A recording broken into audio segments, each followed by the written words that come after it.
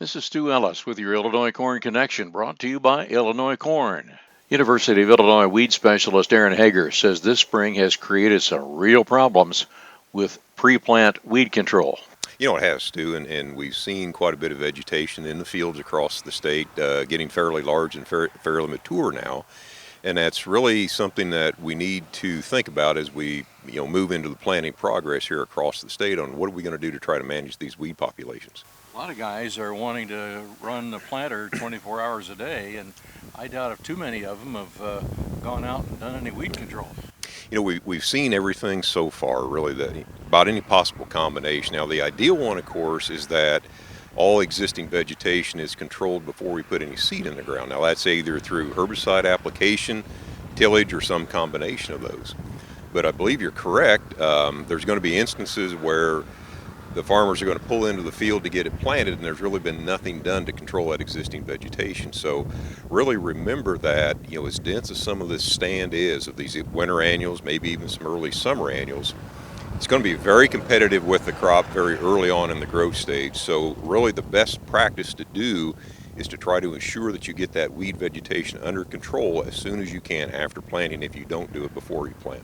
Okay, as soon as you control after planting, that means before that crop has emerged. That's the ideal thing, because there are certain active ingredients, certain products in both corn and soybean that have to be applied before that crop begins to come through the ground.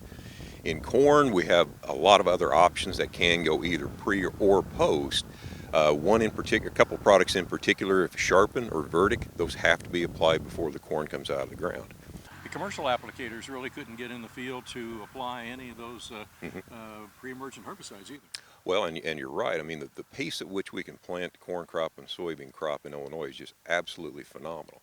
And we're, as a whole in the state, we are very heavily reliant on custom applications. So in other words, a lot of times farmers are not making these herbicide applications themselves. They're actually hiring it to have it done.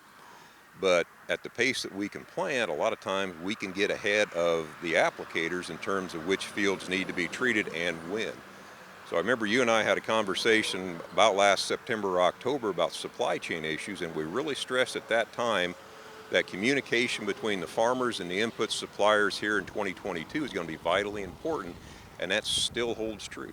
We still have to have that good line of communication between the farmer, hey, we've got this field planted, we need this one burned down ahead of time, and whenever that retail applicator, so there's no miscommunication, so we don't have any mishaps this year.